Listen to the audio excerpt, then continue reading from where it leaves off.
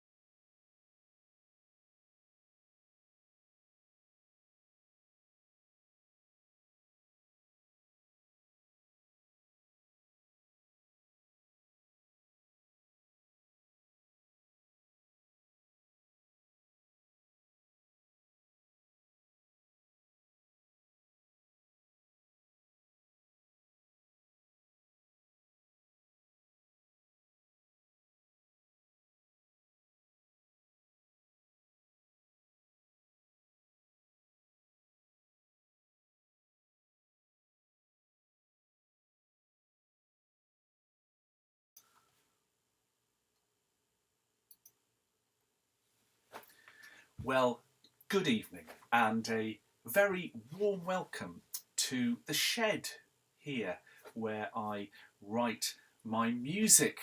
And thanks for joining me for the final presentation in this 5-part series where I've been introducing some of my longer works. If you've done the whole distance with me, we've looked at my oratorio St Cuthbert, the youth choir work Lights, Stories, Noise, Dreams, Love and Noodles with Michael Rosen, my Requiem for voices and electric guitar, last month Passion Music, and I've really enjoyed working on these sessions. They've allowed me to really think about how and why I write my music. So thank you for being with me and engaging with the different pieces that we've looked at. All the presentations are now available on the Todd Music YouTube channel, so do catch up on those if you miss them, and of course feel free to let others know about them. So we will proceed in 2 parts. Part 1 is a presentation, and then after that I would love to answer your questions. So please add those at any time to the chats, either on YouTube or Facebook, and I will endeavour to answer those in the second half of the session. If you can write question in capitals, it does help me get to the questions and it helps me pick them out from your other amazing comments, which are always lovely to see. So, I've been incredibly lucky to work in recent years with Opera Holland Park, with producer James Clutton and all of the amazing team there. Right now they're working all the hours to produce the season this year, fingers crossed, so wishing them all the very best for that in the coming weeks. This is a look back then to 2013 and the process behind writing Alice's Adventures in Wonderland.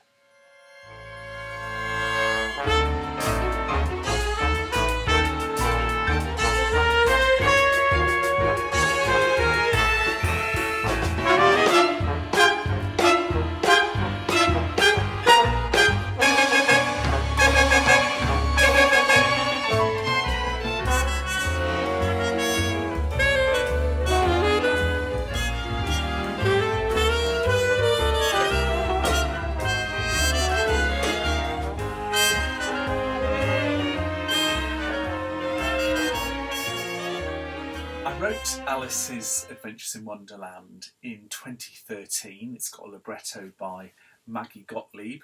It was a commission from Opera Holland Park. This is the opera company who every year they do a 3-month season in Holland Park in the centre of London, and they like to include in their season a family opera, and Alice's Adventures in Wonderland was their first commissioned work.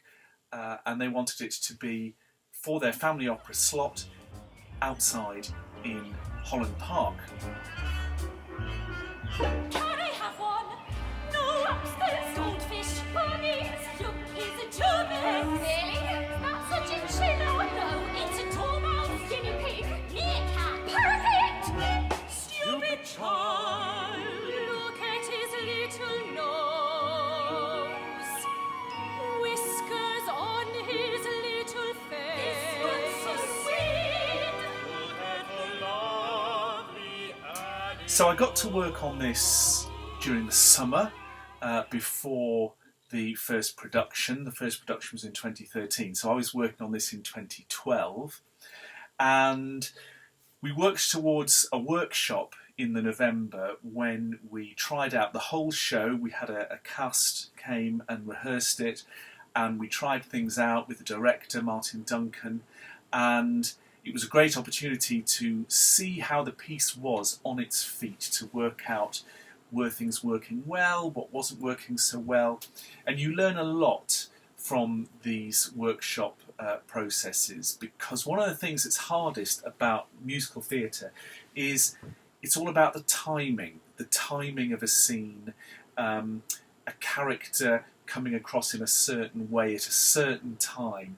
This might depend on literally a few seconds of time, and getting that timing right. You try really hard to get it right in the composing process, but often the only time you really understand it is when you start rehearsing the music. So that workshop period in the November of 2012 was really, really important. I think of the music that went into that workshop, about 70% of it came out the other side, and 30% of it was either changed or in some cases removed or replaced. And that score that was edited from the workshop version was the one that we took forward into production. I'm sorry, that cat's demented, and I'm not sure I'm all that tempted. I suppose if you're not infected and you're sure I won't regret it. One of the things in my mind was that Alice's Adventures in Wonderland is a very well-known story or set of stories. There are actually 2 books, and if you analyse the books, you realise that the format is quite episodic. Alice has a series of encounters with different characters that she meets in Wonderland. It's a world that we inhabit in the book. My feeling about having it as a stage work was that you do need to have a strong narrative drama that can take the character of Alice from the start of the show through to the end. And my first request to the commissioners, James Clutton and Sarah Crabtree at Opera Holland Park, was, can we impose a story on it, a kind of classic story like a Lost and Found or a Quest? These elements exist in the books, but they become kind of incoherent. So one of the things we had to think about was, how do we make this have good pace going through the 1 hour production that was planned? So in our version, they start off in a pet shop where Alice and her family have taken refuge from the rain. And it's in this pet shop that Alice first starts talking to the rabbit, who is the central character from Wonderland, with whom she journeys through Wonderland. What terrible weather! Who forgot the umbrella? Dad, stupid fool! It wasn't supposed to rain today. What terrible weather!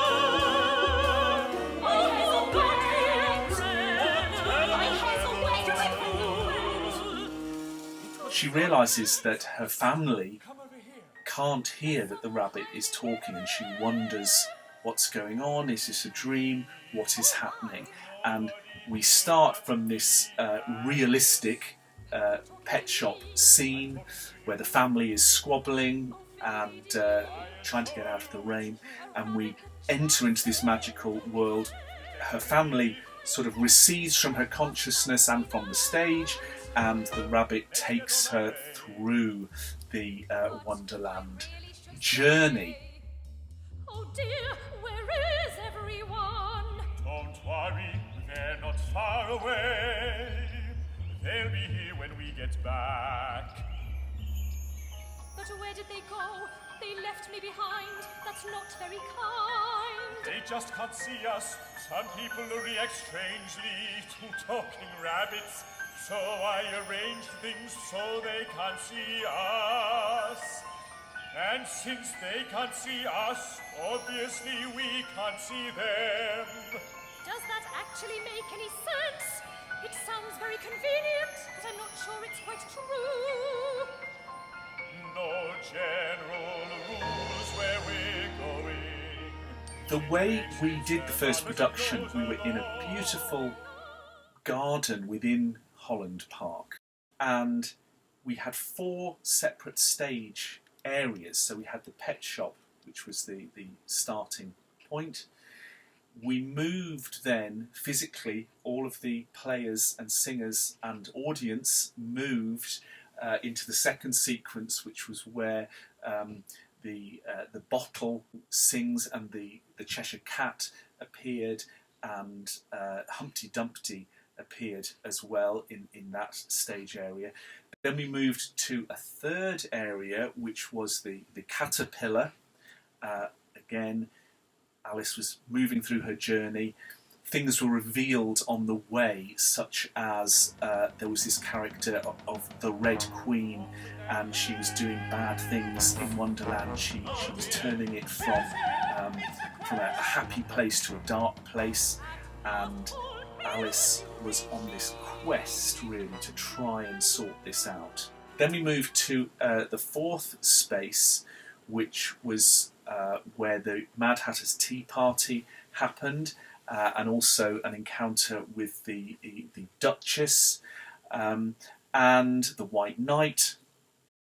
And eventually we returned to the first space, which was redressed as a tea factory where the evil Red Queen had enslaved all of the characters, making scones and rolling pastries. And it was from here that Alice stands up to the Queen and solves the problem and brings happiness back into Wonderland. I'm not gonna sweat in your tea shop from hell! Off with her head!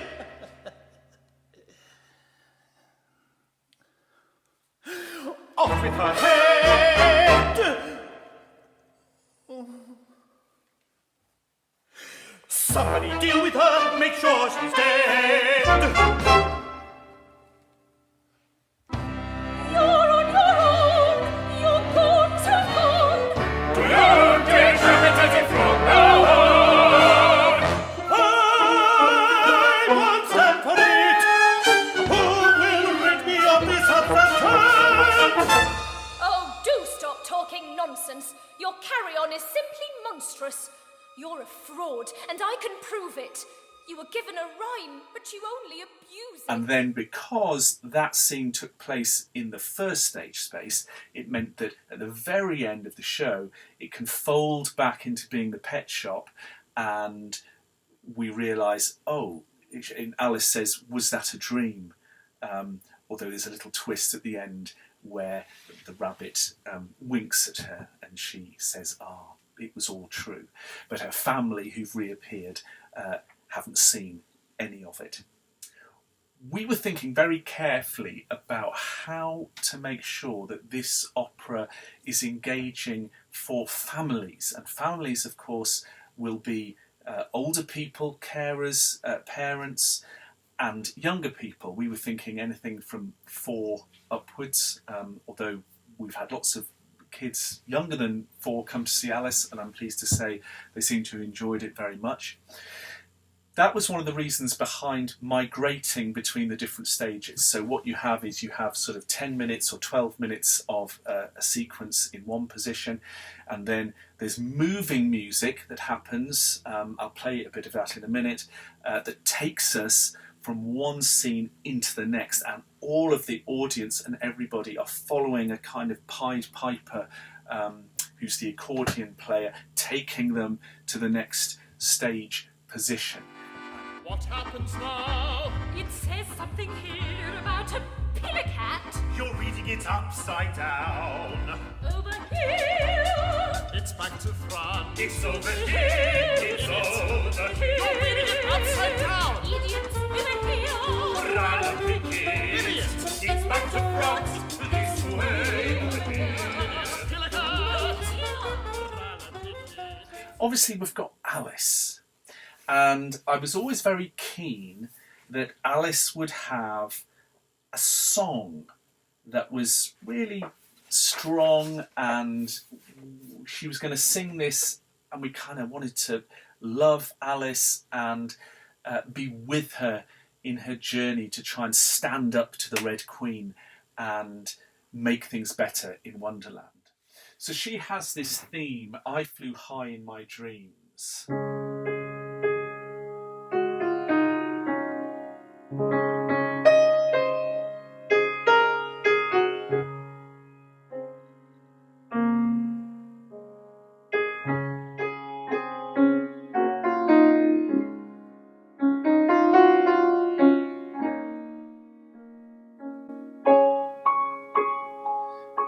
So she's singing, I flew high in my dreams, sailing away above the world.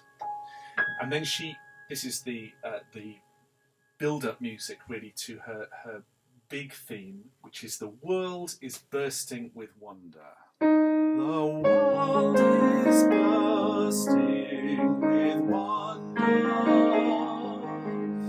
There are learned tales on the trees. And the grass is a city of insects, a million shades of blue and green. The air is a prism of color and light, smoke signals drifting through the sky. And I fly,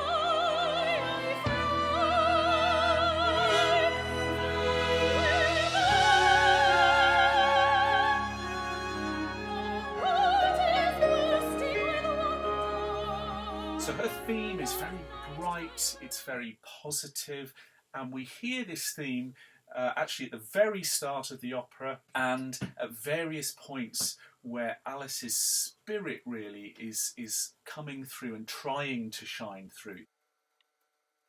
And that was important for me to get that tune written at the start really of the process, to know that I had this tune, this very strong positive tune that I could return to, that I was aiming towards. Then we've got a lot of other characters, of course. I mentioned the Red Queen. Here's a little bit of her music. Your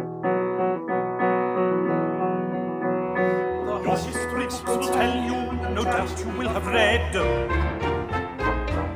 If people give you trouble, then just remove their heads. King Henry so loved the ladies, he went and married 6. But when they wouldn't give him sons, he found a new way to get his kicks. Off with their heads! Off with their heads! If she won't do her job, get a new wife instead. Shorten the odds, curtail the issue. Off with their heads! Off with their heads! The White Rabbit has a big part to play in the show, as I mentioned. At one point, he talks to Alice and explains what's gone wrong in Wonderland, and he sings this. A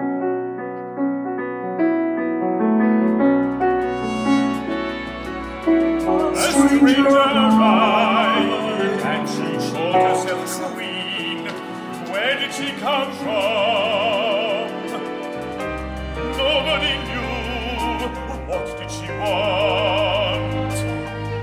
She had a scheme to plunder our Wonderland, demolish it, lay it waste, abolish it. A stranger arrived, she calls herself queen. She took her way. So he is the person in the show who guides Alice through Wonderland on a journey, but he needs her help, he needs her energy to solve the problems that are in Wonderland. We have a Cheshire Cat in one of the scenes. This is played by a contralto, so this is the a male voice singing in the alto range, countertenor range, and this allows for some really nice meowing that can kind of be used with that high part of the male voice. Meow. Meow! Excuse me. Oh, sorry, I didn't see you there. Where did you spring from? There's also a singing bottle in that scene who is played by a sort of coloratura soprano.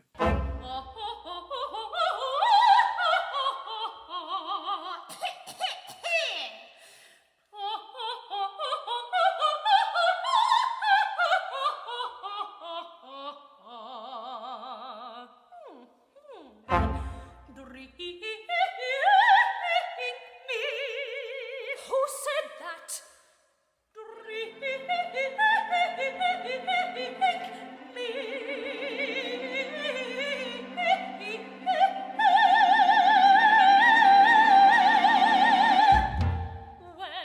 whoever heard of a bottle that talks? The strangest thing. There's also a caterpillar, and this is played by a bass singer. Hey man, who are you? Curiouser and curiouser, the Wonderland Blues. I've got to choose. Wonderland Blues. It's like shooting dice. How do I know what's good advice? There's a white knight who comes in after the Mad Hatter's tea party and again sings some songs that don't quite make sense, and we've used some of the original nonsense lyrics from the books. I know you're a little horse. I saw an aged man sitting on a gate. Oh, how is it you live, old man, I asked, and what is it you'll eat? He said, I look for butterflies that sleep among the wheat. In the Mad Hatter's tea party scene, which happens after Alice has left the caterpillar, where there is the hare and the March Hare, the Dormouse and the Mad Hatter. And there's a fantastic scene here. Again, not a lot is making sense in terms of the characters who are talking to each other, and Alice is trying to bring sense into it. And you said without asking, not very refined. Well, might I have some tea at least? Have some wine. This doesn't look much like a feast, but all these places seem to suggest you must be expecting guests. What's the time? Wherever's that watch? You greased it in butter, that's why it stopped. So we decided to create these characters that we call the Victorians. So these are people sort of in late Victorian dress, and they are a chorus, generally speaking, for the whole show, but they also help us move from place to place. So I created this music for moving between scenes, and it was important that it was music that the accordion could play on their own. So it's just a very simple.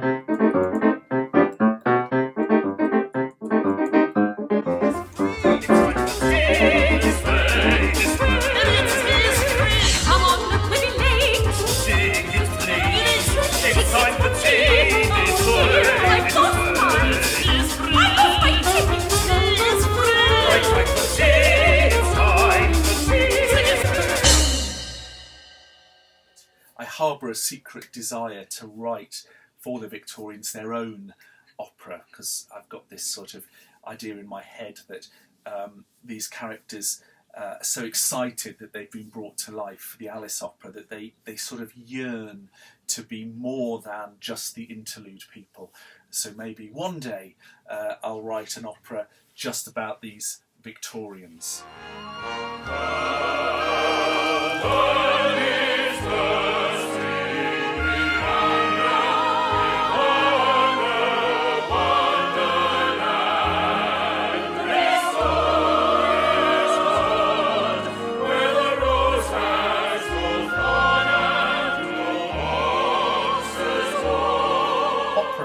course, is a highly collaborative art form. I've talked about the music, and of course I do my work. I'm sat at my piano, I come up with ideas like the Alice theme and the different themes for different characters in the show. But ultimately this is a stage work, and there's really important things that happen when you are in production. So I mentioned the workshop was really important, and that was a step on the road to the production. At that workshop we had the designer came, Leslie Travers.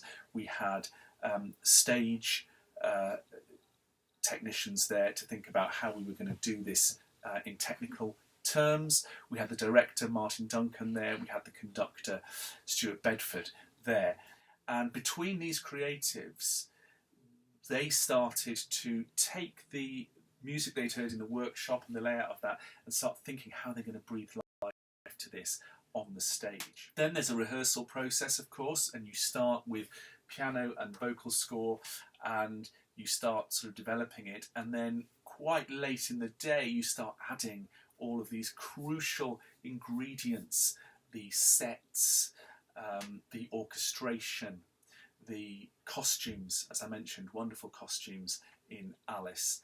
And it's all of these things that have to come to life together effectively to make a good show. Now I love the production part. You often have to make changes to things for all sorts of reasons. So for example, at the end of the show where the big tune returns, Martin Duncan, the director, said to me, I need more time to get some of the characters off who have to make changes. Remember, there are doubling characters, back into being the family so that the pet shop can be revealed at the end. So this section of music, we need another 2 minutes of music. And I did that. I actually extended the big song and it goes up a key and becomes more lavish. And that's in the show for the pure and simple reason that we needed more time to make a technical change. As it happens, I think it makes a fantastic difference to the show. I think we need to hear that tune more at the end. So it's something that started live as a technical change, but actually creatively it turns out that that's actually what it needed to be. Lots of little things like that where you decide to compress the music a bit here or extend it a little bit there, and you often have to do that literally by making a note in the scores and saying play this bar twice, all that kind of thing. And it's really important that you make those changes when you're working in a musical theatre idiom, because as I said at the start, the timing in stage works is absolutely critical. We follow scenes with a lot of joy and interest and emotive engagement, but we can also lose engagement when things go on a bit too long, or we haven't heard enough of something. Maybe we haven't heard enough of a character and we don't connect with them yet, and then something happens so we don't care about them as much as the writers would want. So all of those things you're trying to take into consideration as you hone this multifaceted thing into its final form.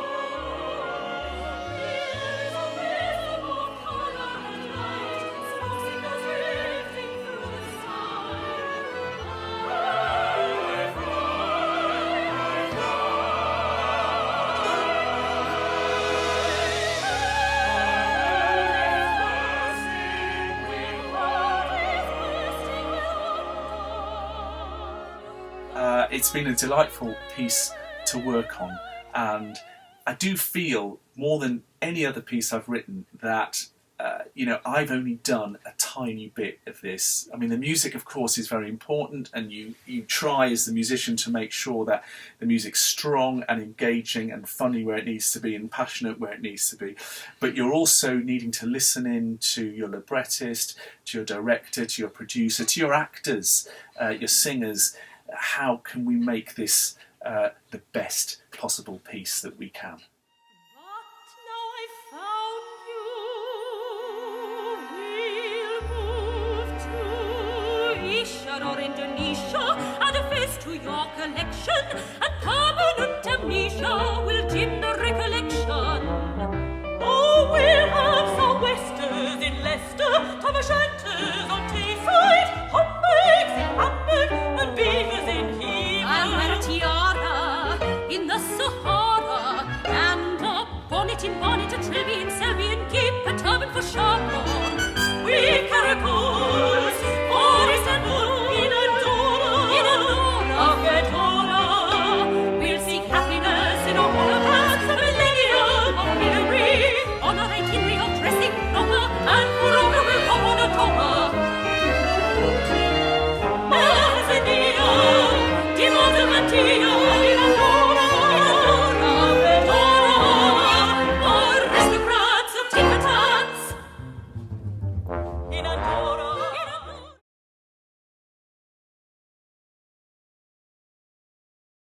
Huge thanks to Flea Wynne, James Cleverton, Rob Burt, Victoria Simmons, John Lofthouse, Majid El Bushra, Keel Watson, and the rest of the amazing Alice cast. Also, conductor Matthew Kofi Waldron and the band who featured on the Signum Records recording used in the presentation.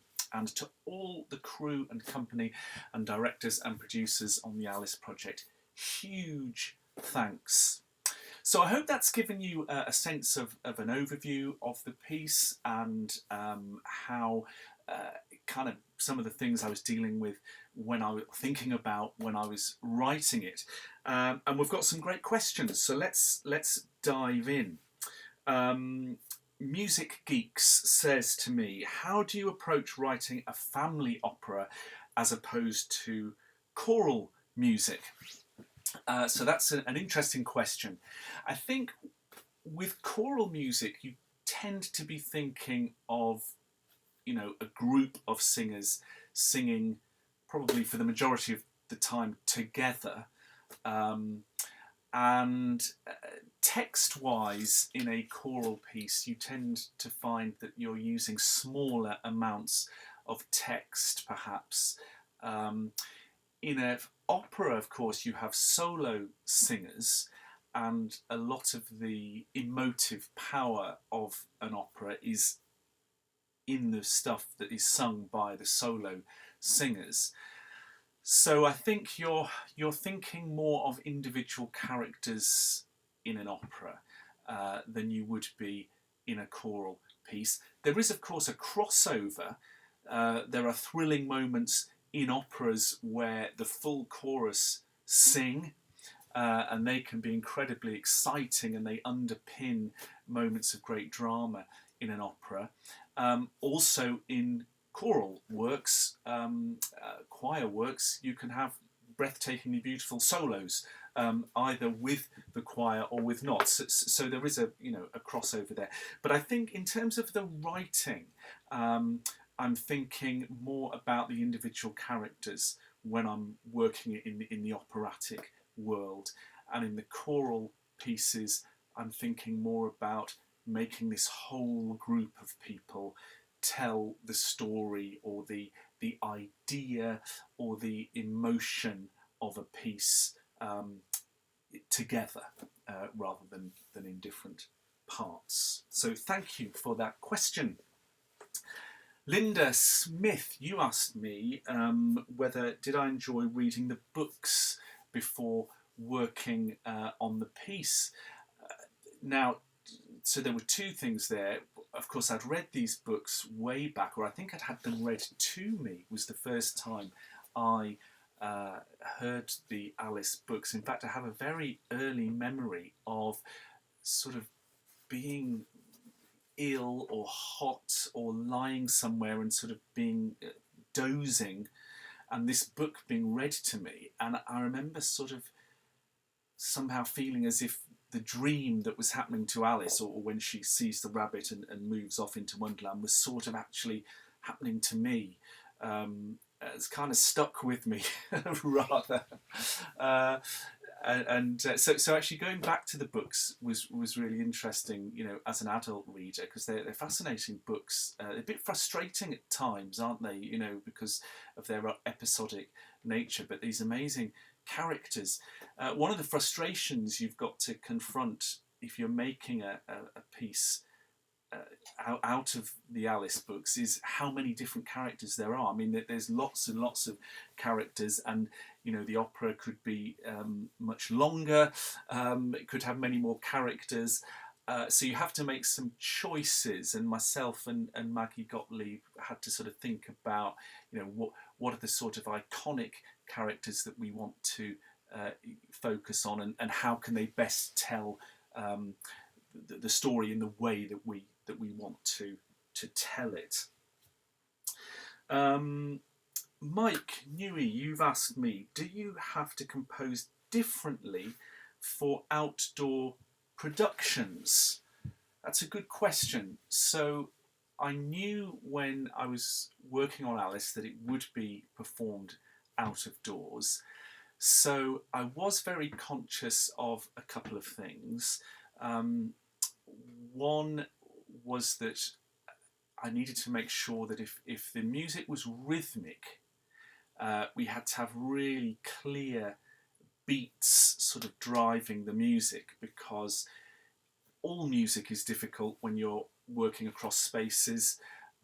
Many of you know this from your performing and singing in choirs, for example, where, you know, on concert day you're suddenly much further away from your conductor and there's an orchestra playing, and the whole acoustic and your experience of the work changes. So I was very certain that we had to have really sort of clear rhythmic pulses. One of the things that happens outside is that very small breezes, which ordinarily, if you were out on a walk, you would hardly notice. You know, you'd hardly notice it. You wouldn't think there was any noise at all. Suddenly, when you're trying to perform music, acoustic music, in that the effect of leaves on the trees, just rustling in the trees, bird song, the breeze moving through the trees, it's suddenly you realise how loud, how many decibels this nature creates, even on a calm day. What was interesting was that I found as we worked outside that I removed bits of orchestration to ensure that the voices could stay really clear, because the voices actually rang through very nicely in the outdoor spaces. So yeah, I learned a lot about kind of outdoor things. I think in terms of I didn't sort of write the opera differently because it was outside. I didn't make the story different, or my sort of methods of duetting the characters or creating the quartets or the ensembles. I was using, if you like, the methods I'm accustomed to in writing stage pieces. As I mentioned in the presentation, obviously I had to create that music for moving people, so that you know, that came into existence because you know, that we had to move people. We needed music to do it, so that was fun doing that. Classic FM asked a very interesting question, not specifically related to Alice, but let me answer it at this point as well. You said, how have the disruptions of the last year changed my thoughts about music, what you hear in it, and your writing, you know, my own writing? Well, of course, we've been through this very brutal experience on all levels. It's still ongoing. If we think about music specifically, the hardest thing that we've all been grappling with is not having live music, and that, of course, has gone across genres, from the singer-songwriter doing a gig, pub gig, through to symphonies being played in major concert halls, musicals, rock choirs, everything. You know, everybody has suffered from not being able to perform live and rehearse live. So what that's made me realise, and obviously lots of us have realised this, is just how important the live experience of music is. There's a real joy, isn't there, in going out to a music event and hearing it live. And what's interesting is it's not about perfection, because actually quite often when you hear live music, it can be a bit rough round the edges. Lots of reasons for that. It could be the technique of the performers, perhaps, or you know. But the point is, there's another dimension at work when we're listening to music live, and it's deep, it's spiritual, it's that relationship between the listeners and the performers, and it's very, very special. So I think the thing that, you know, is underlined for creatives, performers, everyone working in the music world, is just how much we cherish the live experience. Wonderful that we're tentatively coming back to it. Most of my music is created for live performance, although I'm thrilled when it does get performed. Recordings are made and they're performed. So for me, it's very special. A work like Alice really comes into its own when you hear it live, and of course that was something that we couldn't do. Fingers crossed that some performances of Alice that are planned will be able to take place. Ian and Susan Kilbride, hello, nice to see you, my friends. You said, right, your question was that, let me quote your question exactly.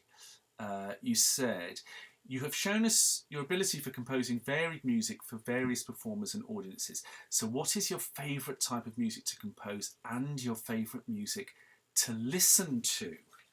So just hold that thought for a second.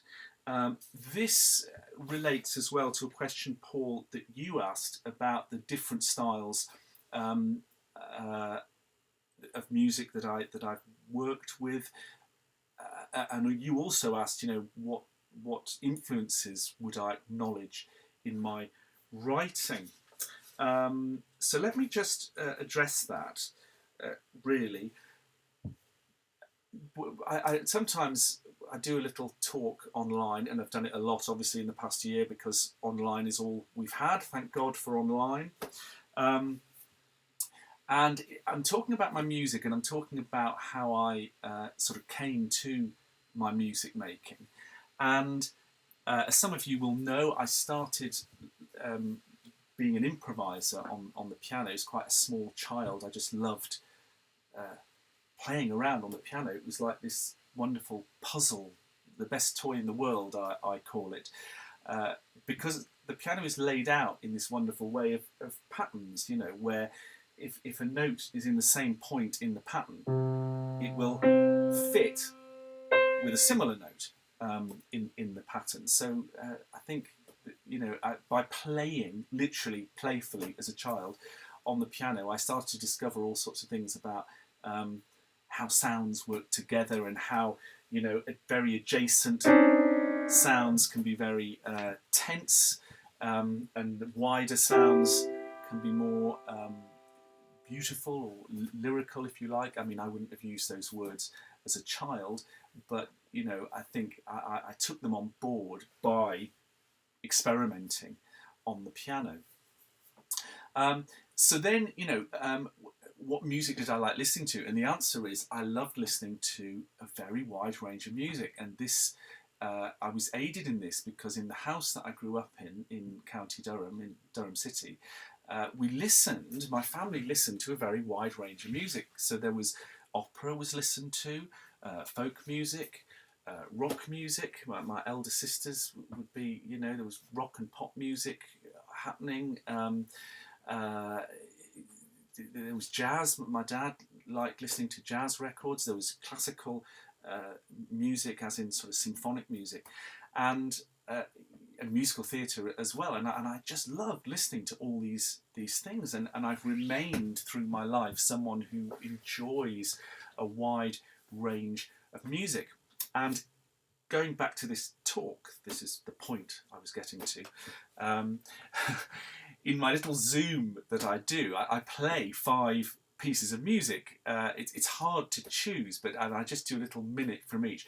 I do a minute from Act 1 of La Bohème, Mimi's aria, which I always remember just adoring from the first moment I heard it. And then I play something from Quadrophenia by The Who, big sort of heavy rock guitar, Can You See the Real Me, which I loved listening to that when I was a kid, and other music in that genre. I play a section from Sibelius's Fifth Symphony. This is from the old days when Sibelius was just a composer rather than a music program. So that's I loved the symphonic music of Sibelius and lots of other symphonic music. I play a little anthem by Richard Lloyd, Lead Me Lord. Richard passed away very recently. Much loved and much admired musician and teacher and organist. And Lead Me Lord is just a beautiful, simple anthem, and it was the kind of thing that I sang at church, so that's something that I show to people. And then I play a bit from Monty Alexander, jazz pianist Monty Alexander, playing live from the Montreux Jazz Festival. And what I'm trying to show, and I hope this in a way answers the question, Ian and Susan, Paul, to some extent, those pieces that I just mentioned and many others have been there sort of influencing my work.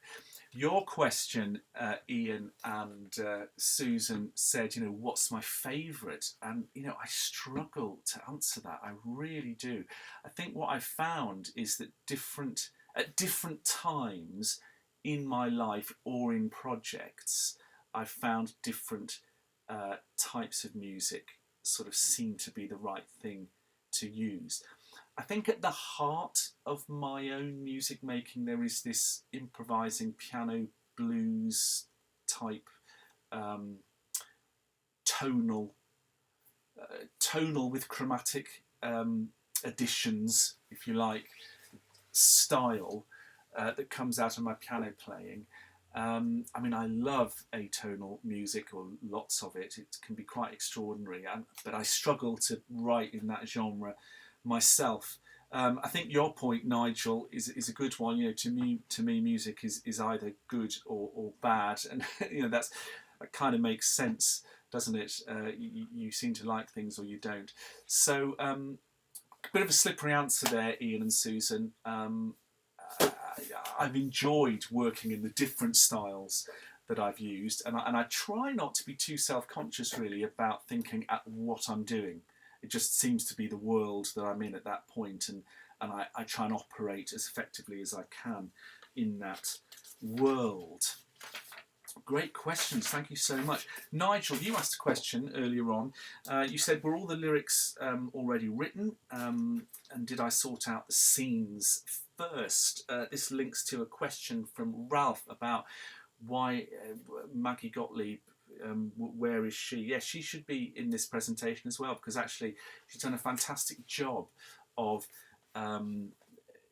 making sense of the opera and making these words very appealing to both young audiences and older audiences. And I think part of the success of the Alice project has been that the script is so lovely and lively and funny, sort of simple but complex at the same time.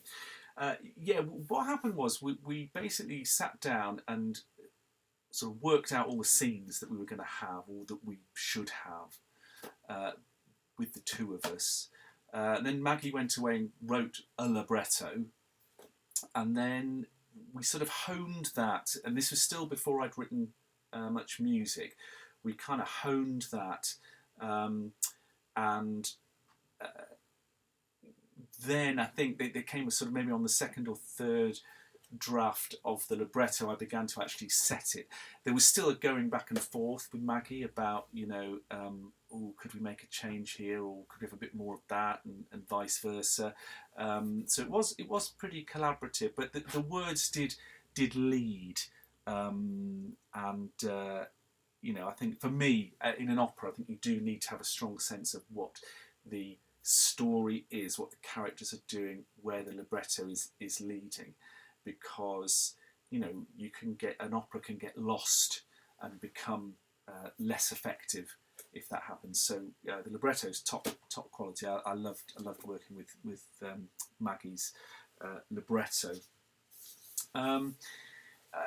Ian and Susan, again, you were saying about the Victorians. Yes, absolutely. Yes, I'm glad you like that. They definitely need their own opera. They are crying out for their own platform.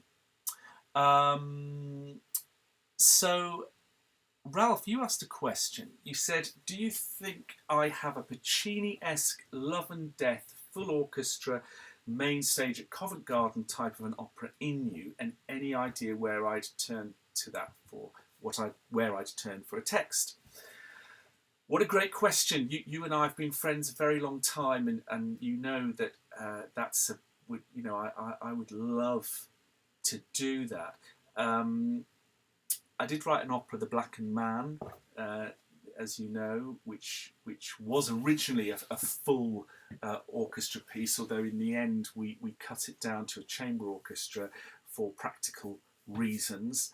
And that was a story of love and death with a wonderful libretto by Ben Dunwell, based on a true story, that one.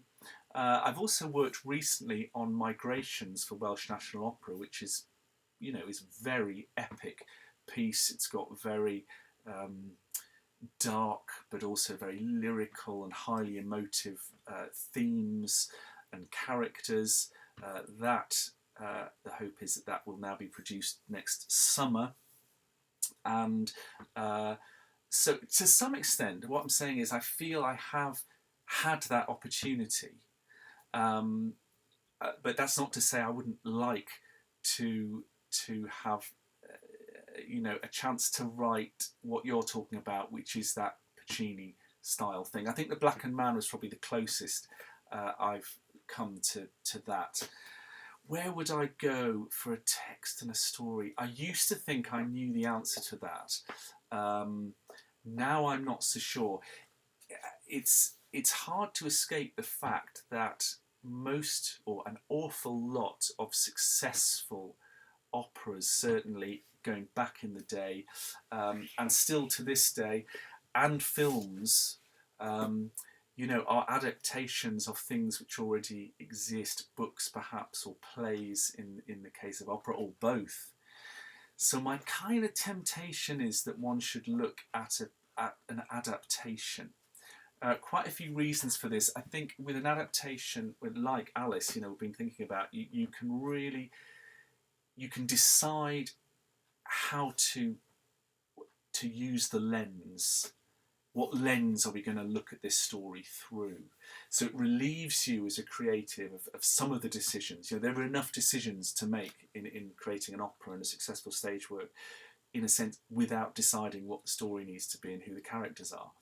And I think this is why often people have used pre-existing works to develop into another medium, film or play or a musical or an opera.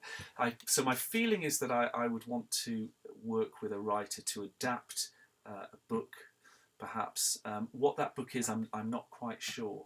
I can't escape. None of us can escape the fact that the biggest story that we confront in many ways is the ecological one. The fears related to that, the struggles related to that.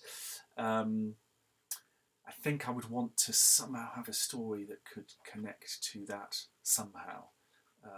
So wait and see. As you pointed out, Ralph, in another one of your comments, it was nice to see Alice without all the editing that you have done. You've been an amazing colleague on the editing of not just Alice, but of many of the pieces, including The Blackened Man.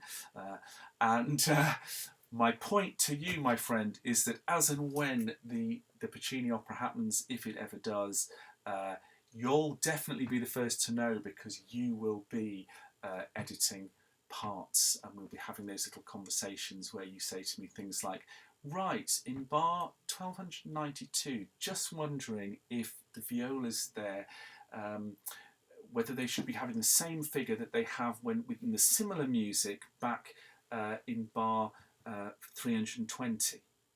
And I am in awe of your ability to hold that in your head enough to notice that. I often genuinely don't know the answer, do I? And I sort of have to sometimes try and sort of battle with you a bit and pretend that I do know the answer and that everything's under control. But I think, as you probably know, most of the time I just haven't noticed. I think I've answered most questions. Nigel, have I ever written the music first and have the lyrics written to them? have I done that? The music first. It doesn't work very well for me. I mean, sometimes I write the music and words myself, and they sort of come along together as a block.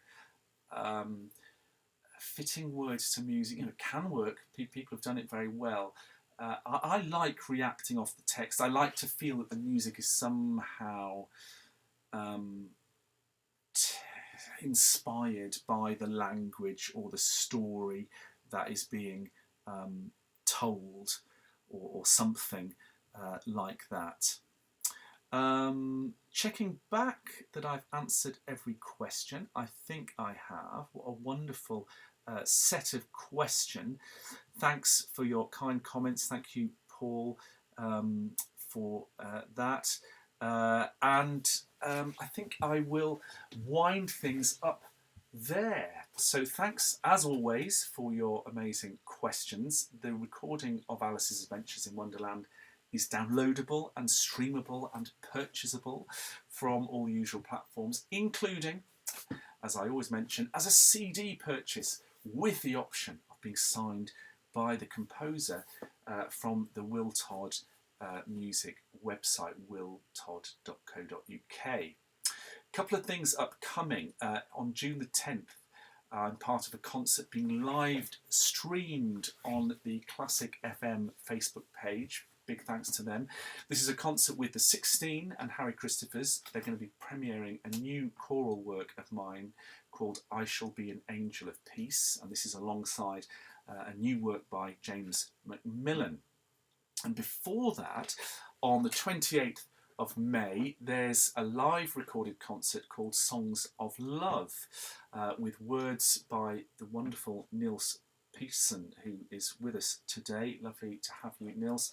I'm directing St Martin's Voices and the Will Todd Ensemble in that concert. It's a programme of my jazz choral music, featuring the choral suite Songs of Love. That will be available for 30 days, so check out the St Martin's in the Fields website and look for the Resound Festival. I'll also post the links. There's talk of live music making and in-person rehearsing, and we're all desperately hoping that can happen in a safe way and that we can begin to emerge. We've all missed our live music making so much. I know many of you have, I have, everyone has. So I want to wish everyone all the very best with that, whatever you're doing, if you're part of a performing group. Huge thanks for watching. Take care wherever you are, and bye for now. Curiouser. Well, I was Alice this morning, but I'm not feeling quite myself now. And who are you? The Wonderland Blues. The Wonderland Blues. I've got to choose.